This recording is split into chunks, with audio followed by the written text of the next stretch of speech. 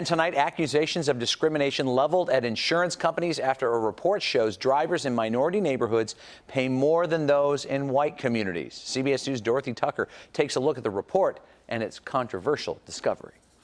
In the predominantly black community where Ed Stevens lives, he's not surprised to hear he probably pays higher premiums than drivers in predominantly white communities. It's unfair because you got people out here making an honest living and trying to do the right thing for the right reason, even when there's no one looking.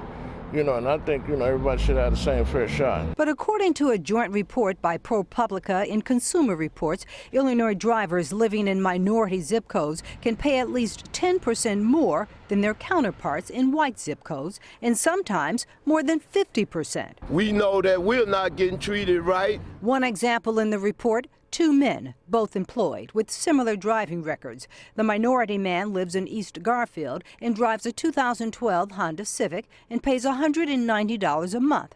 The non-minority lives in Wrigleyville, drives a 2015 Audi sports utility, and pays just $54. You don't need to be nuanced or careful to understand that this is racist. State Senators Daniel Biss and Jacqueline Collins are introducing legislation that would address the inequities, but the insurance industry argues race is not a factor. The way that we measure risk has nothing to do with race. We don't collect racial information.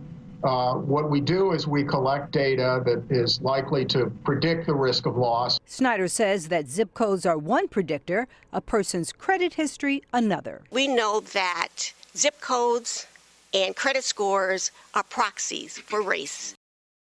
A representative from the Insurance Information Institute is also weighing in on the report, calling it flawed. The spokesman goes on to say the report sensationalizes an issue that should be taken very seriously. All the industry experts recommend drivers shop around if they feel that they are paying more money than they should be paying. Those numbers you showed, the $190 a month versus the $54 for similar cars and backgrounds and everything, that was stunning, wasn't it? It was indeed, and that's what they found in a number of communities across the state. Okay, Dorothy, thank you.